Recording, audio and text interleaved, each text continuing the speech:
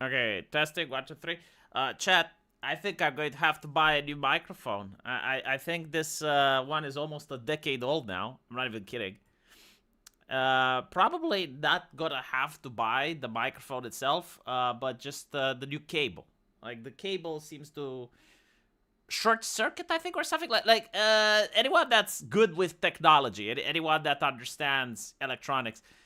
What causes a cable to not work if it's not in a proper position? Like it needs to be like one frame difference, like if it's one frame move to the left or to the right, it stops working. The thing is, like, I want to buy one, but you go buy a cable and there's like 7 or 8 different micro USB types, like different ports. And every single time I'm there, I'm like, oh shit, I don't know which port I got. So yeah, it's a lot better. Anyway, I wanted to welcome you all to the show. Very important Friday evening, right? Thank you all for joining. Thank you for manifesting yourselves.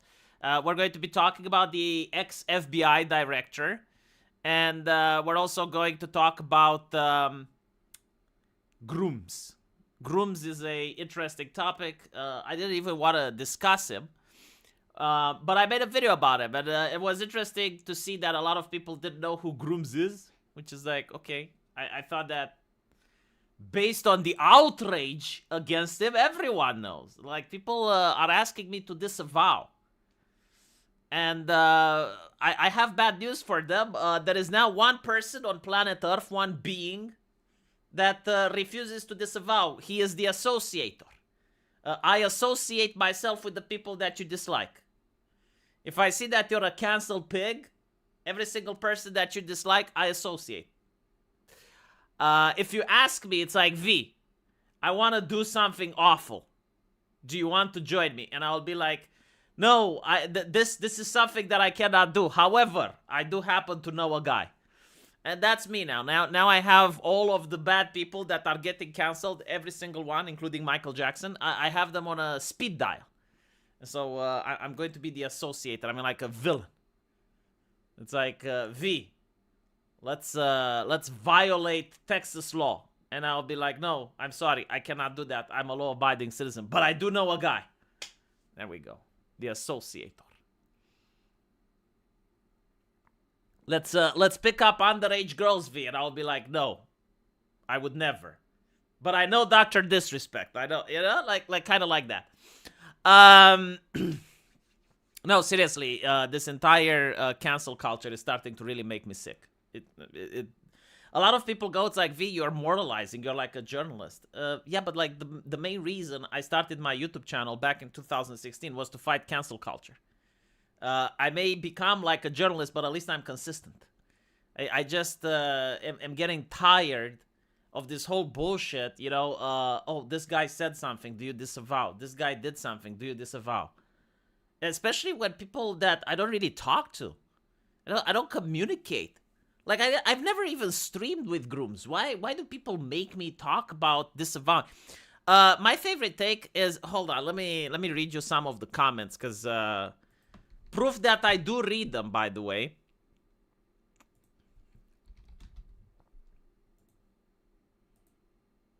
Give me 1 second. All right. This is an interesting comment. A lot of people don't know who Grooms is, which is like, fair enough. I should have explained.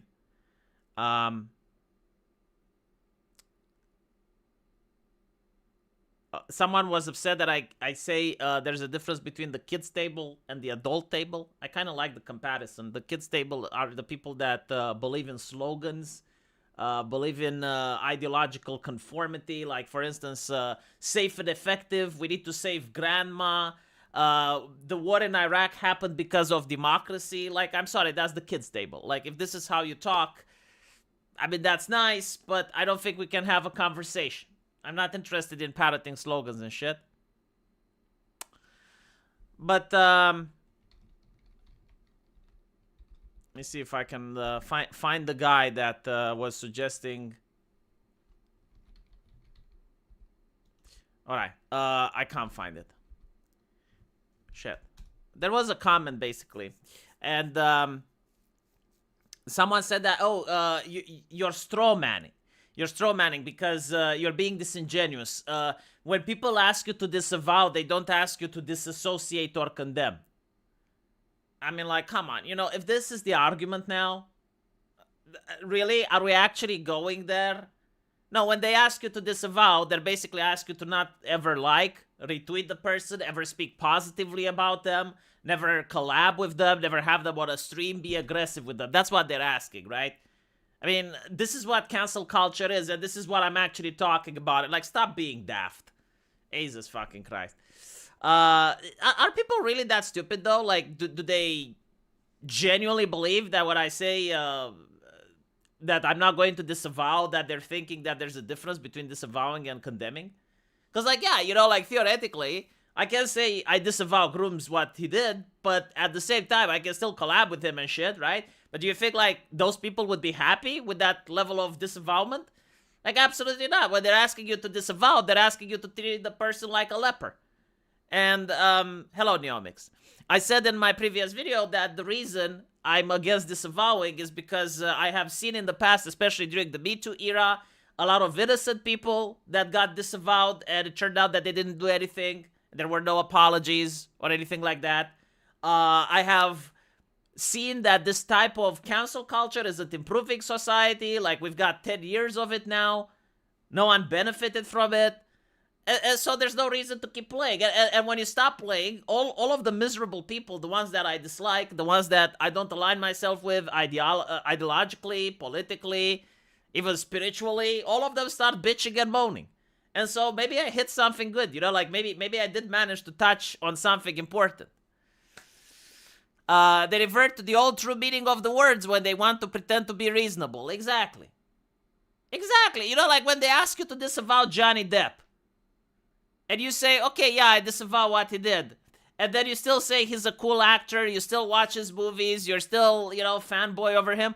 Are they satisfied? No. Of course not. That's not what they mean when they say you need to disavow. How can they be so disingenuous? My God. Maybe I'm autistic and I don't like disingenuous people. It triggers me. Like, seeing disingenuous folk really it triggers me. Think how dumb the average person is. I realize half of them are dumber than that. I don't think so. I don't think the average person is dumb. I think, like, the average person in private is not dumb. It's just average. But the average person in public becomes an animal. Because they start following trends. They start doing whatever everyone else is telling them to. Like, they're moving with the masses. And sometimes the masses are irrational. Or the masses are just really malicious. And so the average person just goes along with it. Look at the pandemic. A lot of the people during the pandemic, very nice folks. Very calm, very organized individual. And then they just become unhinged. It's fucking wild. I'm looking now, like, there's the Romanian elections going. My family is fucking insane.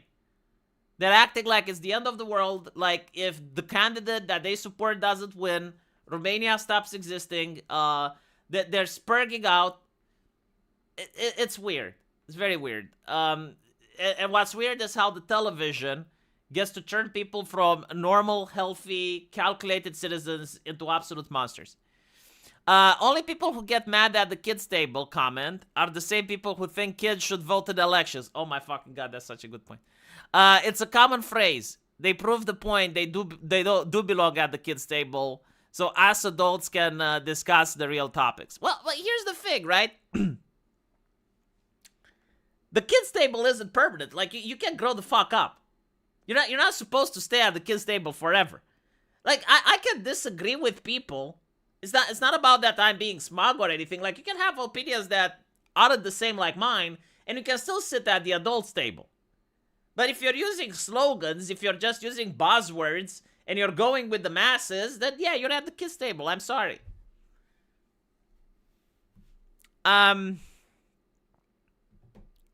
Probably the same people who think children can also consent. Yeah, I mean, no, hold on. Like, the people that think children can consent aren't necessarily at the kids' table, right? So, like, the people that think a 5-year-old can get puberty blocker, I don't think they're at the kids' table. I think they're just fucking evil. I think they know what they're talking about. I think like they're very aware of the implications of what they're saying and everything like that. And so like people at the kids table, they're just the people that cannot handle normal conversations because like for instance, right? Like let me give you an example of a person at the kids table. They will say stuff like, we need to help Ukraine because Ukraine, little country, invaded by Russia, big country. It is our moral duty, right? That's the kids' argument. Like, I'm sorry, that's living in a fantasy world. If you have Dan Kreshaw coming on TV and saying, yeah, we're trying to bleed Russia dry through attrition, and so, like, the more Russian soldiers die, the better it is for us, because no American dies, and we're weakening a competitor without losing a single American, okay? That's the grown-up argument. Now, you can agree or disagree with it, right? Because it's coming from a neocon, and that's his take, but you're still at the adults table. Like, if you see the world through actual, cynical, real politic and genuinely what's happening, and you understand why politicians are making the decisions that they are, no matter how ruthless or how cold-hearted, but, like, you understand what they're thinking, then you're at the adults table, right? But if you're thinking that children can consent in the sense of puberty blockers and stuff and transitioning, I don't think you're at the kids' table. I think you're just evil. I think they understand, you know, like they generally understand what's being said, but whether they're ideologically motivated or financially motivated or they're afraid of how they would be treated if they don't say those things, I do think that they're fully aware. Have you heard the argument, but why should those people over there be allowed to vote against my candidate yet? Goodness gracious. To be fair, if you're talking about diaspora, right? So here's the problem, right? Chat, listen. I'll tell you something about my country. My country doesn't have a problem with immigration like many other countries. It has a problem with emigration. So a lot of people have left Romania to the point where entire villages are desolated. And so we also have low birth rates. A lot of people are leaving, and the economy is suffering. All right. Now, the people who left during the elections, they can vote. They can vote at Romanian embassies. And so every single year, there is the conversation, which I do think is warranted, that I do think that is worthy of having. Should the Romanians who are outside of Romania be able to vote? Because the whole thing is like, if you're not living in the country, then the decisions that you vote aren't really going to affect you. Right? Like, if you fuck up the Romanian economy, but you happen to live in Britain and you're a nurse, well, who gets to suffer? Well, Romania's back at home, right? And so every single 4 years, we have the exact same conversation over and over again. Like, should the people from outside of Romania vote? Now, this doesn't mean that their right to vote would be stripped away. What it means is that if they genuinely want to vote, they should fly all the way back here. It's like a 2-hour flight. So, like, when there's elections in Romania, they should fly over and vote here. And this is what the argument is about. And every single 4 year, the argument is being repeated. I believe that in the future, people from outside of Romania are going to have a little bit more difficult voting. And I believe this based on how the current trends are. Because every single, like, usually, if a political party is upset, nothing happens, right? But when both political parties are upset, well, something may happen. And right now, the people from outside have voted in a way that upsets the mainstream political parties. And even, like, the political parties from the outside of the mainstream, they still are starting to wonder. It's like, okay, but, like, should we actually keep allowing people from outside of Romania to vote? Basically to vote at the Romanian embassies, right? And so I think it may change. But this conversation is old as time itself. It does little to nothing. Okay, well, if it does little to nothing, then why do you care? It's like, let people perform the theater. If it does little to nothing, right? Like, praying. Perfect example, right? I don't believe in Jesus. Ibian, I don't believe in Jesus at all. But if I see someone praying, do you think I go and I shake him like, hey, it does absolutely nothing. Stop praying. Truth be told, not only does it do something, but voter turnout is actually part of the game. Like, there are political parties that try to convince lower voter turnout based on an age bracket. It's an actual science. Like, if it does nothing, why are there people that are meticulously autistic about it, and why do they spend hundreds of millions of dollars every single campaign? Of course it does something. But not only does it do something, encouraging people to vote is just as important as it is to discourage the opposition from voting. And they will have, like, people that they target. For instance, they know young people vote left, right? Well, if they get young people to believe that voting doesn't matter, or to believe that their candidate will win regardless, that's what they're going to do. And the opposition does the same to you. Gabriel Narta, they can only vote for governments and president. And they are all citizens with inalienable rights. Because Constitution. No, like, they can vote, right? Like, the Constitution lets you vote, but it doesn't say you have to vote at an embassy, Gabriel. It doesn't say that you need to have the opportunity to vote at the German embassy, at the Romanian embassy in Germany. You want to vote? Sure. Like, no one is taking your right away. Take a plane, fly into Romania, and fucking vote. Alex P.V., you got lucky. Josh Moon's stream went down. So my super chat goes to you instead of him. Am I streaming over him? Holy shit. The audacity. I'm audacious, chat. My fucking God. See, I woke up this morning and I said, you know what I'm going to do? I'm going to be audacious. Gonna stream over Josh Moon. And when that happened, reality broke. And apparently, according to Alex P., am I being informed that his stream went down? I hope it comes back up. What was he streaming? What happened? Huh? Was he mad at the internet? Hold on, give me a second. Is he raiding me? I don't think he raids me. Anyway, you can't raid people cross platforms, right? He's not streaming on YouTube. I think he's streaming on the Canadian platform. What's it called? Rumble. Rumble, yeah. Anyway, let's talk a little bit. No, I'm not more fun than Newell. Newell is a lot more fun than me. Let's talk a little bit about the ex-FBI director. This one got a little bit coy. Everyone is talking about, but like, did he know? It's like, oh, is it a death threat? Is it okay? So for those of you who don't know, let me see if I can pull up the article.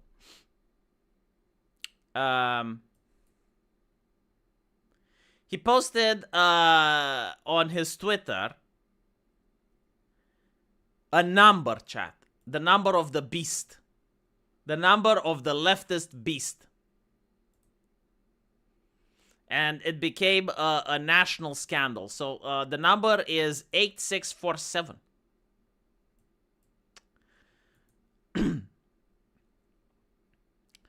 So apparently the number, look at how many ads. What the fuck is wrong with the internet nowadays? Was it always like this? Like, this is supposed to be a prestigious mainstream website, US News. And I go on it and boom, ad. It's like, look, I'm not against seeing your fucking ads, but can you make them a little bit less intrusive? Jesus fucking Christ. Holy shit. This is what happens when I don't prepare. All right. Here we go. Fuck. I'll just go to the source. Just go to the fucking source, chat. I'll go to his Twitter feed. How do people use the websites that are so fucking intrusive? Like a pop-up from the early 2005 on MSN. Anyway, right. This is the ex-FBI guy. And he found the shell formation on his beach. Right? And it's 8647. Now, apparently, if you ask even the AI, I love when people despise the fact that you can ask the AI. There's like basically two people in the world. Chat, listen, there's two people on planet Earth. Two types of people. One type of people believe that everything ChatGPT says is gospel. The other group of people believe that everything ChatGPT is outright false. Like if ChatGPT gives you an information, it is straight up lying and disingenuous and misguiding you. In reality, though, it's a fucking search engine. It's a glorified autocorrect.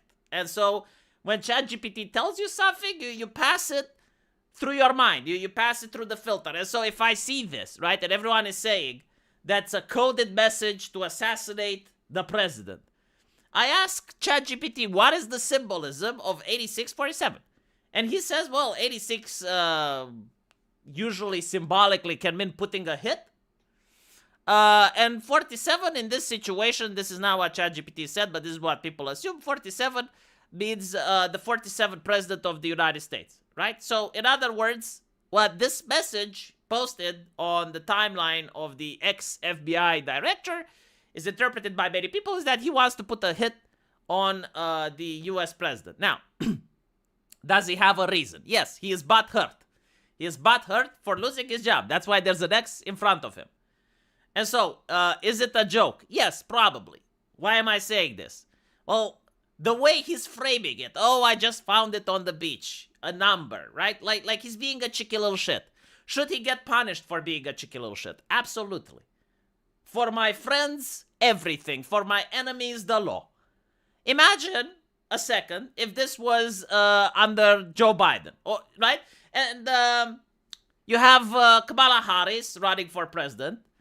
She not only escapes an assassination, and then she not only escapes another one and another one. So she has like around 3 assassinations attempts on her. A lot of right-wingers, let's say, despise her. And she becomes president, right? And then someone gets coy. Someone gets coy on social media and posts some shit like that. What do you think the punishment will be? Like the Democrats will descend upon you, right? Like there is no, oh, it's just a joke, it's just a prank, bro. Like the full machinations of the entire punishment industrial complex is going to be rammed up your asshole. And so if that's what I think they would do, why should we do less? No, absolutely, fully support whatever investigation is required. I don't think he can be convicted for this. I don't think he can be in legal trouble over it because he's got a lot of excuses, which is why he posted it, right? I mean, he is an ex-FBI director. Like, he already knows the law. He's aware. And so, by pretending that, oh, I just found it on the beach, it's a number, I don't know, can mean everything. Can he get prosecuted for it? Prosecuted, yes. Convicted, no. But we do have a saying in Eastern Europe. The punishment is the process. And so, you know, if he gets sued, if he gets to court, if he gets visited by Secret Service agents and all that shit, all right, maybe he's going to learn to stop being so fucking coy. I mean, look, no mercy, sweep the leg. I'm a little bit upset, not gonna lie, about the fact that leftists were killjoys for the last 10 years. And if you made a joke, oh my goodness, it's the end of the world. If you posted something edgy, holy shit, you need to get fired. And so, if it's good for the goose, it's good for the gander. Or, what? No, if it's good for the gander, it's good for the goose. Right. That's pretty much what I have to say about it. No, I'm not even getting into the conversation. Like this is my take on it. See, I'm not going to pretend to be offended, because I have more dignity than the average leftist. I'm not offended. I don't even think that he was serious. I just don't fucking care. I just don't fucking care. I'm literally laughing, and I'm encouraging that the Secret Service goes and knocks at his door. That's pretty much it. Are you offended? No. Do you think? No, I don't think. I think he was edgy. Ironically, I think he was joking. I think he was being a cheeky little shit. So fucking what? See, unlike the left, I don't fucking pretend. I'm very honest about my feelings.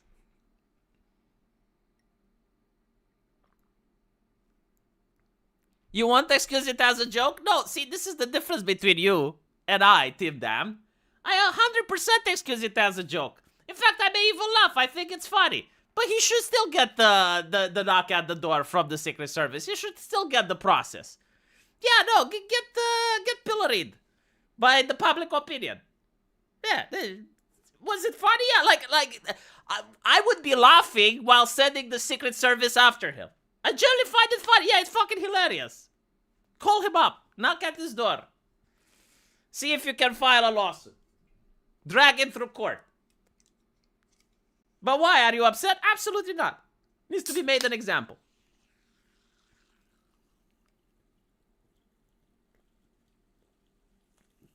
The law shouldn't see it as a joke. According to the law, he hasn't done anything. Like if anyone manages to prove that he is actually guilty, I would be shocked. Because, again, he claims that he was walking on the beach and he found that. So, he has the benefit of the doubt because it's not him that made it, right? So, unless you have a video footage of him actually creating that number, right?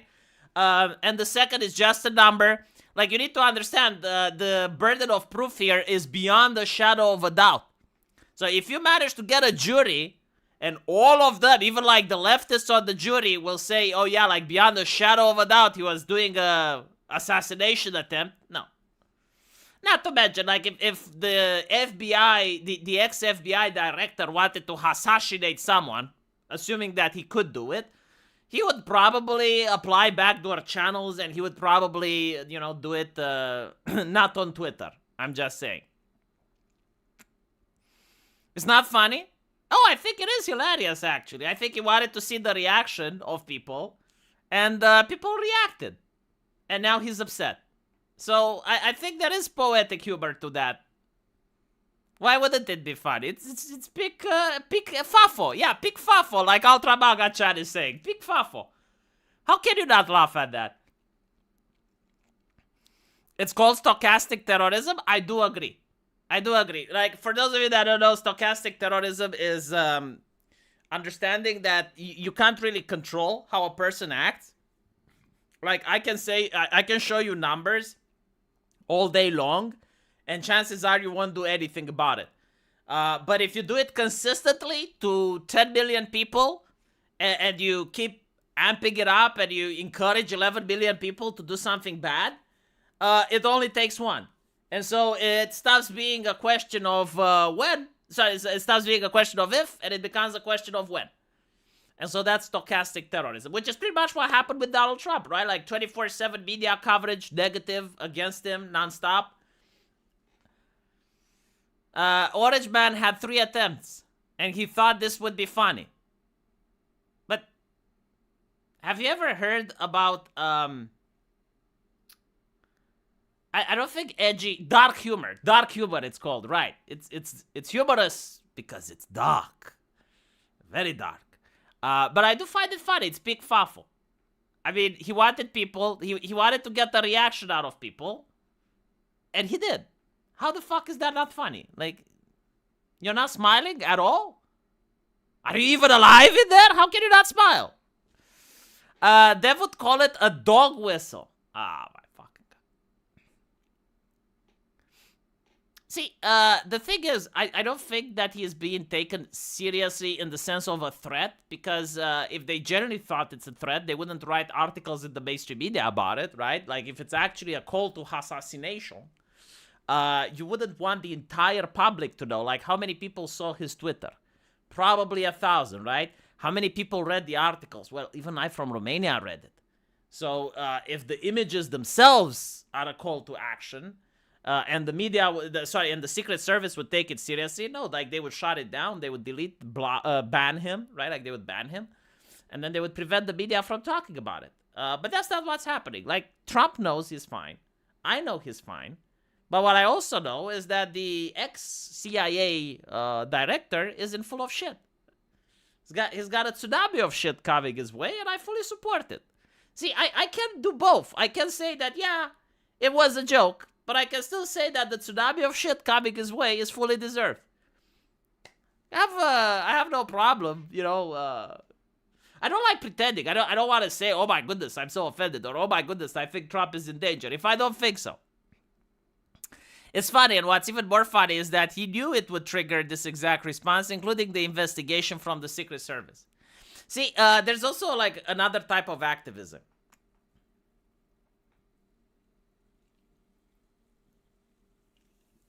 There's a type of activism that suggests you should actually become a martyr, right? So why is Christianity? Christianity is actually king at doing this type of thing. Why is Christianity having so many saints depicted on on churches' walls, being boiled alive, having women with their tits cut off? Sorry, I realize that a lot of you may not be Orthodox, so you don't know what I'm talking about. If you go to some Romanian churches, you actually do see these depictions, right? Like saints being tortured. It's called martyrdom, chat. And it's very powerful, right? Like the idea that you're standing for a righteous cause against a tyrannical king or a tyrannical culture, right? That creates martyrs. And so a lot of activists, they're trying this. Like, this is a tactic. So if you have like an awful government, like for instance, during the pandemic, you have the lockdowns and shit, right? And you violate the lockdowns knowing that you're going to get pepper sprayed, you're going to get beaten up, you're going to be taken to jail. You do this to become a martyr so that people watch the television, they see what's happening, and if they resonate with your cause, they're getting shocked, right? Like it's a tactic that's often used. But in order for the tactic to work, and this is probably what this CIA director wants, right? Like he probably expected that, oh my goodness, I'm getting persecuted now. Look what bad it. In order for it to work, like people need to think that number one, you have a just cause, and the people persecuting you are illegitimate. But after 10 years of the left persecuting people for less and dragging people through courts for less, yeah, good luck with that. You know, no one gives a shit. Like, even if he is taken away. I mean, look what they did to Peanut, the squirrel. You know, like, there is no more conversation. They violated that fucking squirrel in New York. And so after that happened, no one has sympathy when a leftist gets it. It's like, you fucked around, you found out.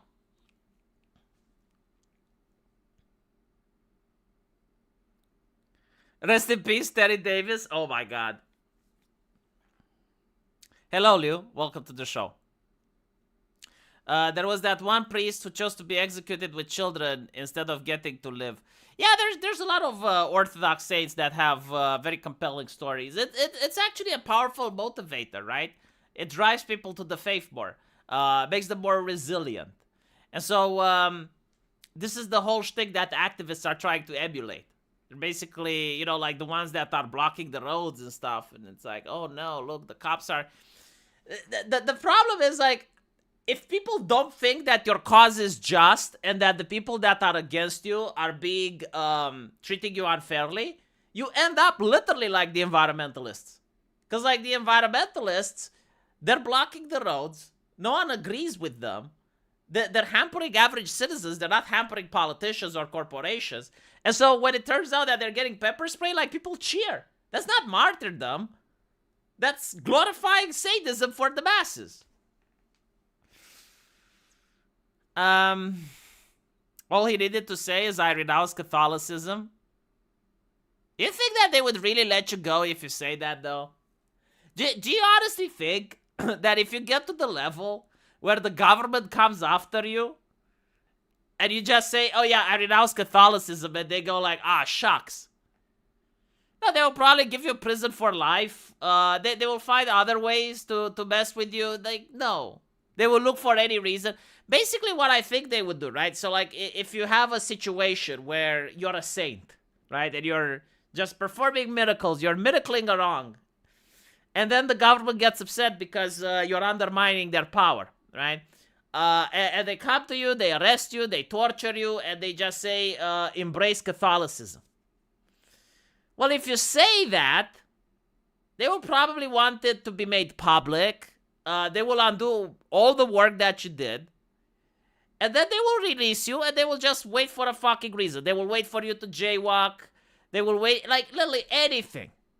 And not to mention, if you say that, you also get in trouble with your people, right? Because, like, if they release you back in your community, and you were viewed that you betrayed the cause and you did the unthinkable thing and you're a coward and blah, blah, blah, yeah, they won't be very happy with you, right? So like the problem may solve itself at the community level.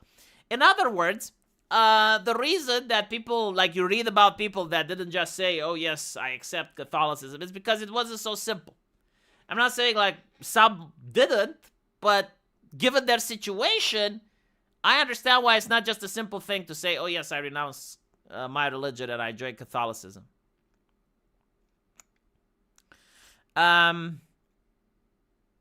Was the two people that Kyle Rittenhouse cured have their own statues? No. Man, Kyle Rittenhouse, I wonder what he is doing. You know, I actually expected, and this is like, I made two predictions and I was wrong on one, but I was right on the other. My first prediction was that Hogg is going to run for politics. David Hogg. And I was right. He did run for politics. He ran for the Democrats. I was like, there's no fucking way that they're parading this random kid everywhere, that they're not grooming him to become a politician.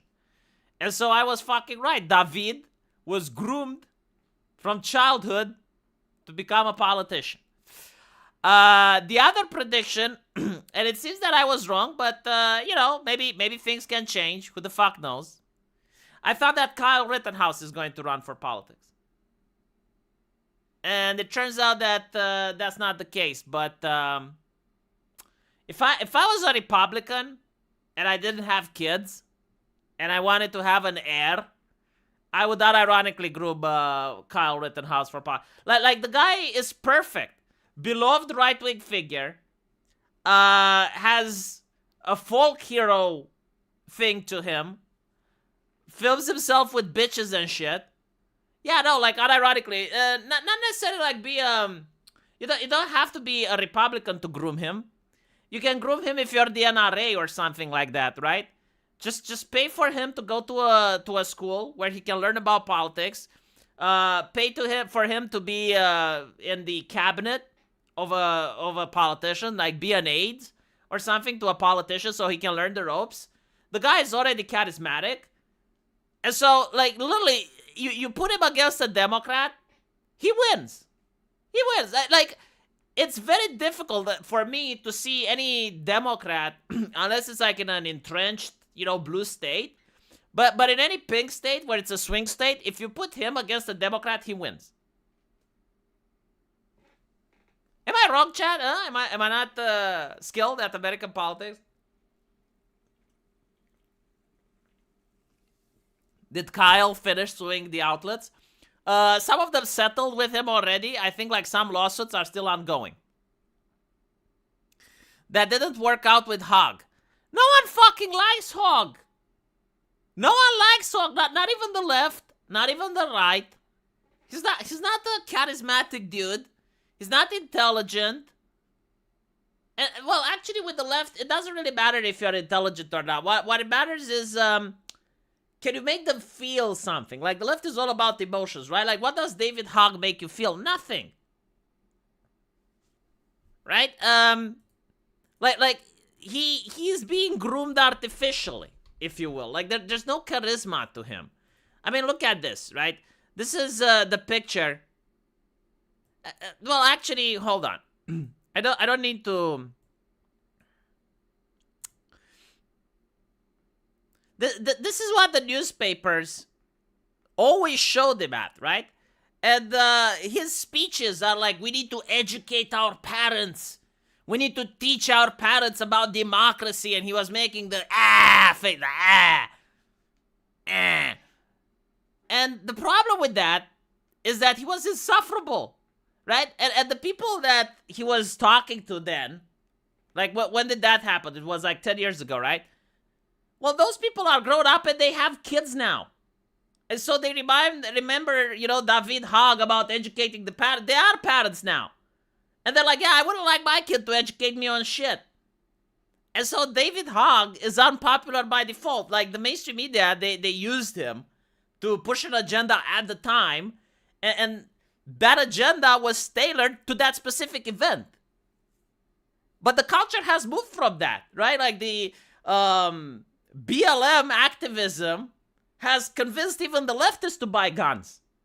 Like during the peak of the Summer of Love, you'd turn on the channel and you'd flip your remote to every single station, and on every channel you'd have at least 1,000 reasons on why you need to buy a gun.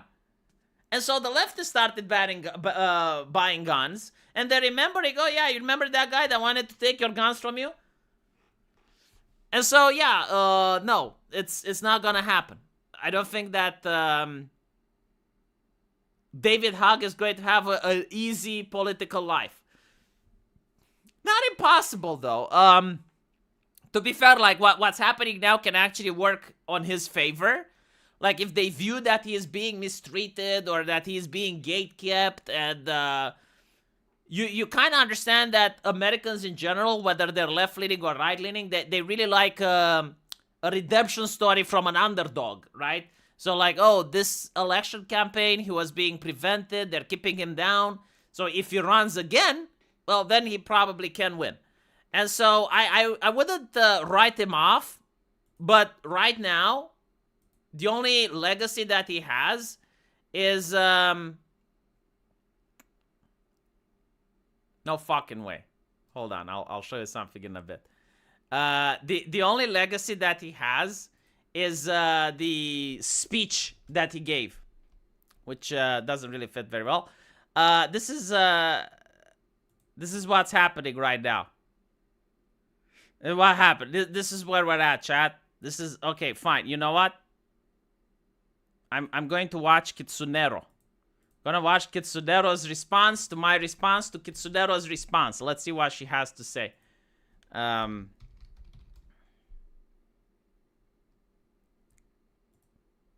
Is she live?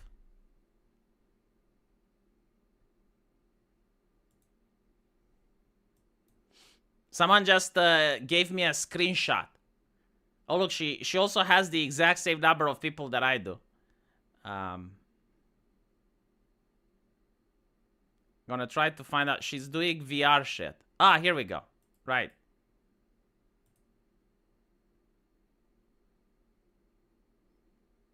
She's watching my videos, chat. She's intelligent.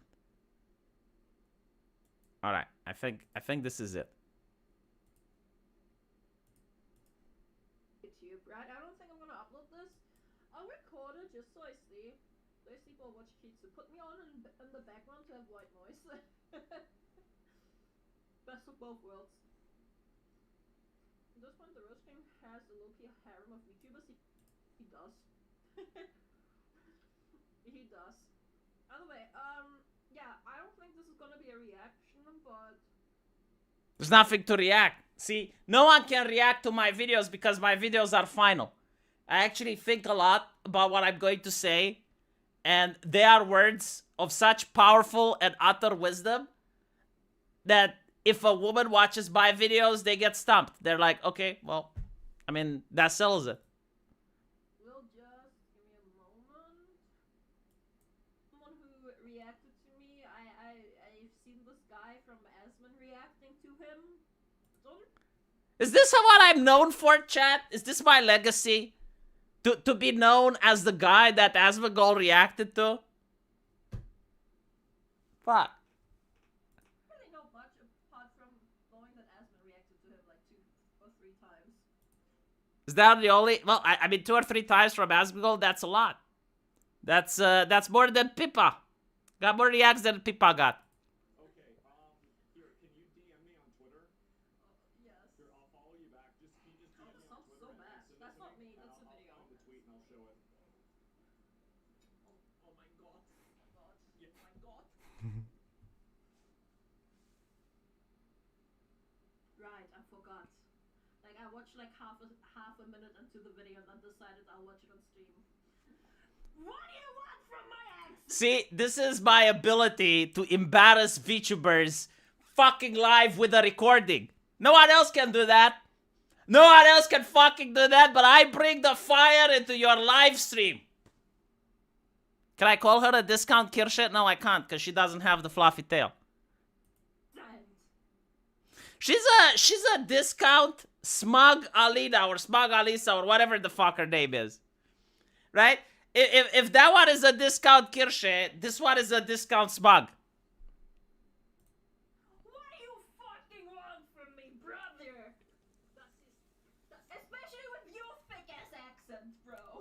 My accent is fucking flawless. There are no more better accents than mine on the fucking internet.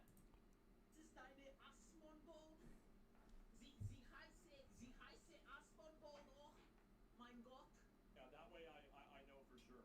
Give me 1 second. Oh my god, I'm shaking. Chat. Wasn't this? He's taking notes lately, has he? I have no idea. As you can see, I'm not even subbed him. It was linked to me. I have no idea about this. Chat, please cast a vote. Will she sub to me by the end of the React video? Please cast your votes in the chat. Why is she eating when watching my video? How is she treating my artistic masterpiece with respect if she's going to gorge herself while watching my beautiful reply? To be fair, it's not to her, it's to Asmongold, so. Apart from the recent Asmon React, recent I say was probably been like half a year. The Romanian. Oh, he's Romanian? What? Are we gonna get into this? We're gonna see what the hell is going on here. We're getting into it, chat. We're getting into it. And she is shaking. She is, oh my god. My god. Yeah, you be pulled up live. See what that makes you feel like, bitch? I'm literally being pulled right now, bitch. I'm literally being pulled right now by you. And I'm not like, oh my god. Oh. Das ist deine Asmongold. Asmongeld. Asmongeld, mein Gott. And that's a real girl in chat. Well, it's a VTuber, so it's actually a 500-pound man with a voice changer. But He's a troll. yes. Yeah, I know. He's literally a Okay, troll. let's see. I So know. we got it. And so this is the tweet.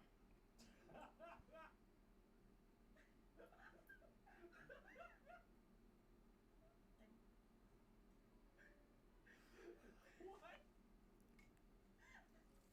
This is it? Yes. Yeah, that was it. What? No, I thought this was gonna be some kind of bullshit. What is this? Oh my god! Men deserve to be loved and treated right. And then so this was in March. And so it got 100,000 likes, 8.4 million views. A lot of people really seem to agree with this. Chat, is it wrong if I disagree? With And what? I just think that men actually deserve suffering, What the fuck? pain, because only through suffering and pain can you get strength. And only strong men can build powerful societies It's fucking true. to protect our descendants. Fucking true. Is it wrong if I think this way? I mean, we are getting to the point where a lot of men on Twitter are pretty much like women back in 2016. You know, sitting on Facebook and getting like these, You can get pain and suffering and still be treated right and receive love. Ah, now you're just trying to find the loophole. Now you're just trying to go around the bush, and it's like, no. You need suffering and pain. Women need love and compassion, right? Because they don't need fucking strength. I'm not an equalitarian type of person. I'm like conservative with the genders. What do they call it? Hold on, the left has a name for them. They call it traditional genders. No, shit, chat. I'm unable to come up with the leftist buzzword. Gender stereotype. Traditional gender stereotype. That's what I am. Like, one doesn't mean you can't have the other one. You can have both. But look, if you don't have the one, if you don't have the love, you get more suffering. You get more suffering. You get more strength. You build character. Both. Bro, you can have both. Yeah, but if you have both, you have less suffering. What? Kitsunero! Kitsunero! I'm telling you, like, men need suffering. And if they don't get love, they get more suffering. You're not helping. You're hindering. it's like, you deserve to have a handsome man to take care of you. And they're like, oh, you should never lower your standards. You should be who you are. And I'm like, oh. You know what? I'm not going to take it away from them. I'm not going to take it away from the men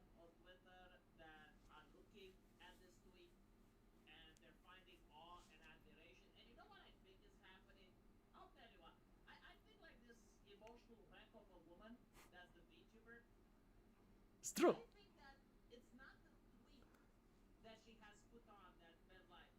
It's the fact that they're thinking that maybe out there is a woman that would respect me.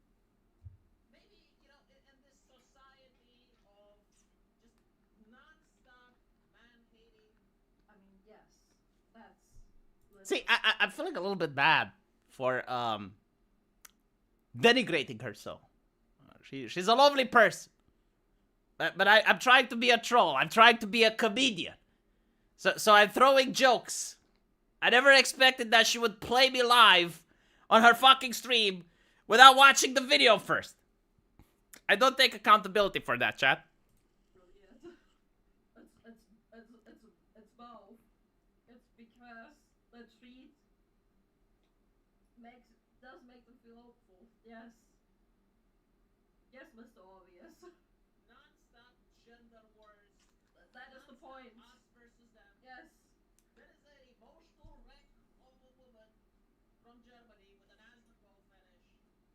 Fetish! She considers that maybe men need to be loved. And if there is one, god damn it, maybe there's another. Maybe. That's me a little shit. I don't have nothing but fetish.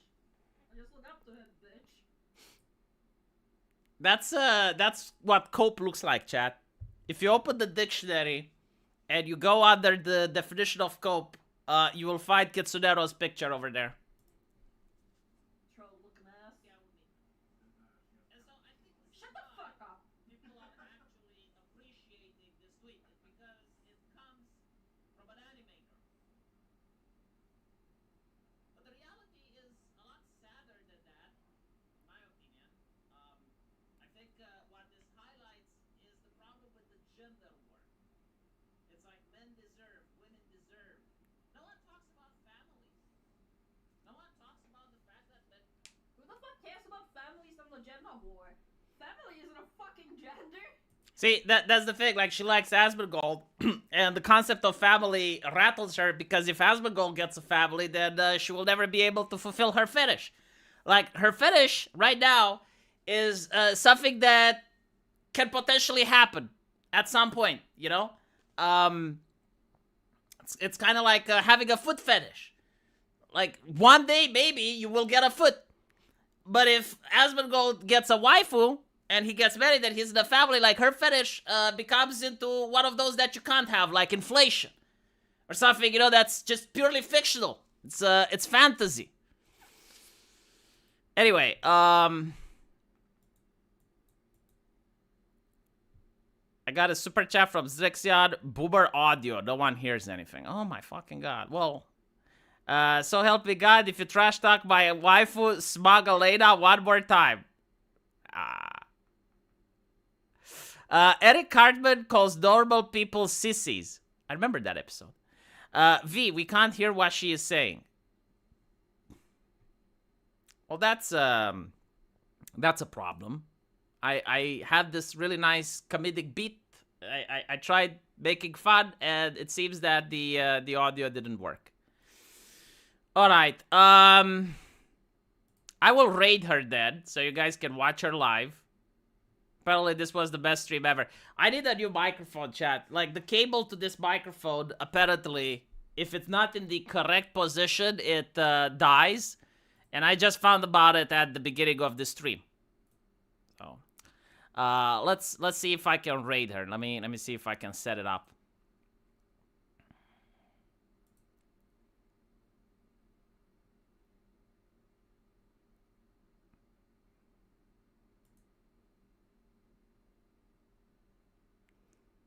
I took accountability, yes. Do you guys want an encore? It's not funny. It's not funny if I do it a second time. You know, it's only funny the first time. See, if you have dual monitors, you can watch the chat and stream at the same time. Shut up. You're making me feel bad now. But yes, it's true. If I had dual monitors, I would have been able to do that. Right now, I'm going to focus on buying a new microphone. Let's see. How do you raid people? I usually don't do it, so...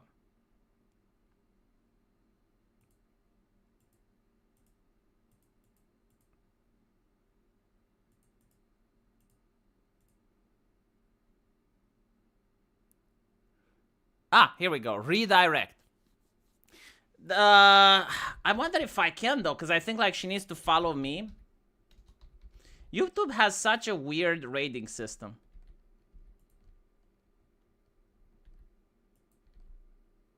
Ah, there we go. I think this will work. Right, so go check out her video because she was nice to feature me while eating. Say that she shouldn't gorge herself with food when watching my videos. She should watch my artistic creations with more respect.